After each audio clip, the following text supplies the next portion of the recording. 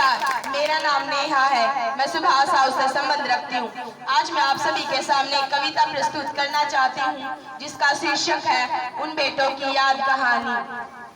मैं केशव का 5 जन्म भी गहन मौन में खोया हूँ। उन बेटों की याद कहानी लिखते लिखते रोया हूँ। उन बेटों की याद कहानी लिखते लिखते रोया हूँ। जिस माथे की कुमकुम बिंदी वापस लौट नहीं पाई, चुटकी झुमके पायल ले गई कुर्बानी की अमराही। कुछ बहनों की राखी जल गई है बर्फीली घाटी में, बेटी के गठबंधन मिल गए हैं करगिल की माटी में। पर्वत पर कितने सिंदूरी सपने दफन हुए होंगे, 20 बसंतों के जज्बाती बेटे हवन हुए होंगे। टूटी चूड़ी धुला महावर रूठा कंगन हाथों का, कोई मोल नहीं दे सकता वासंती जज्बातों का। कोई मोल नहीं दे सकता वासंती जज्बातों का। जो पहले पहले चुंबन के बाद राम पर चला गया, नई दुल्हन की सेज छोड़कर युद्ध काम पर चला गया। उनको भी मीठी नींदों की करवट याद रही होगी, खुशबू में डूबी यादों की सलवट याद रही होगी। खुशबू में डूबी यादों की सलवट याद रही होगी। उन्हीं आंखों की 2 बूंदों से सातों सागर हारे हैं। उन्हीं आंखों की 2 बूंदों से सातों सागर हारे हैं। जब मेहंदी वाले हाथों ने मंगलसूत्र उतारे हैं, गीली मेहंदी रोई होगी चुपके घर के कोने में। ताजा काजल छूटा होगा चुपके चुपके रोने में।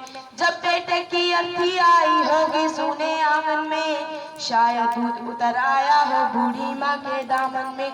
शायद दूध उतर आया हो बूढ़ी माँ के दामन में।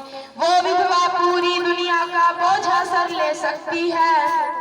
संसार के किसी भी मजहब में एक स्त्री अर्थी को कंधा नहीं दे सकती, लेकिन भारत में है भरतपुर के नजदीक अजान राजस्थान, जिसमें पहली बार एक औरत ने अपने पति की अर्थी को कंधा दिया। जब सेना वीरेंद्र सिंह नाम का एक बेटा था, उसका पार्थिव शरीर लेकर आई तो उसकी पत्नी ने अपनी शादी वाले दिन के कपड़े पहनकर उसकी अर्थी को शमशान घाट पर कंधा दिया। यह घटना दुनिया की ऐसी पहली घटना है जिसमें एक स्त्री ने एक अर्थी को कंधा दिया। इसके बाद तो न जाने कितनी ही ऐसी घटनाएं हुई हैं, लेकिन पहली घटना के बारे में कोई क्या लिख सकता है। यह तो खुद एक महाकाव्य है। उनको भी मीठी नींदों की करवट याद रही होगी, खुशबू में डूबी यादों की सलवट याद रही होगी।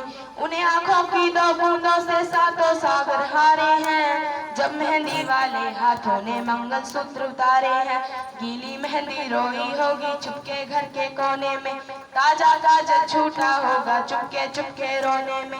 जब बेटे की अर्थी आई होगी सूने आंगन में, शायद दूध उतर आया हो बूढ़ी माँ के दामन में।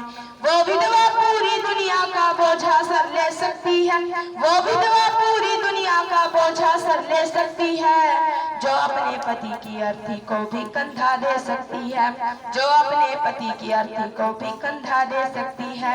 मैं ऐसी हर देवी के चरणों में शीश झुकाता हूँ, इसीलिए मैं कविता को हथियार बनाकर गाता हूँ। इसीलिए मैं कविता को हथियार बनाकर गाता हूँ। जिन बेटों ने पर्वत काटे हैं अपने नाखूनों से, उनकी कोई मांग नहीं है दिल्ली के कानूनों से। जो सैनिक सीमा रेखा पर धुरतारा बन जाता है, उस कुर्बानी के दीपक से सूरज भी शर्माता है। गरम दहानों पर तोपों के जो सीने अड़ जाते हैं, उनकी गाथा लिखने को अंबर छोटे पड़ जाते हैं। उनके लिए हिमालय कंधा देने को झुक जाता है, कुछ पल को सागर की लहरों का गर्जन रुक जाता है। उस सैनिक के शव का दर्शन तीर्थ जैसा होता है, चित्र शहीदों का मंदिर की मूर्त जैसा होता है। चित्र शहीदों का मंदिर की मूर्त जैसा होता है। अंत में मैं कुछ पंक्तियां और कहना चाहती हूँ। क्या ये देश उन्हीं का है जो सीमा पर मर जाते हैं? क्या ये देश उन्हीं का है जो सीमा पर मर जाते हैं? अपना लहू बहा कर टीका सरहद पर कर जाते हैं। कोई युद्ध वतन की खातिर सबको लड़ना पड़ता है, संकट की घड़ियों में सबको सैनिक बनना पड़ता है।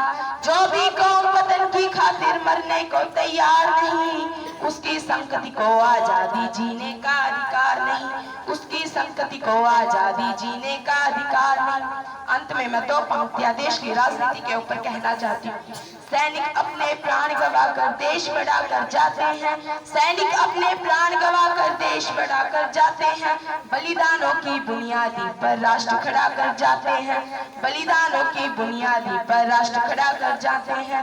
जिनको माँ के बलिदानी बेटों से प्यार नहीं होगा, उन्हें तिरंगे को लहराने का अधिकार नहीं होगा, उन्हें तिरंगे को लहराने का अधिकार नहीं होगा। अंत में आप सभी को 75वें स्वतंत्रता दिवस की हार्दिक शुभकामनाएं। जय हिंद, जय भारत।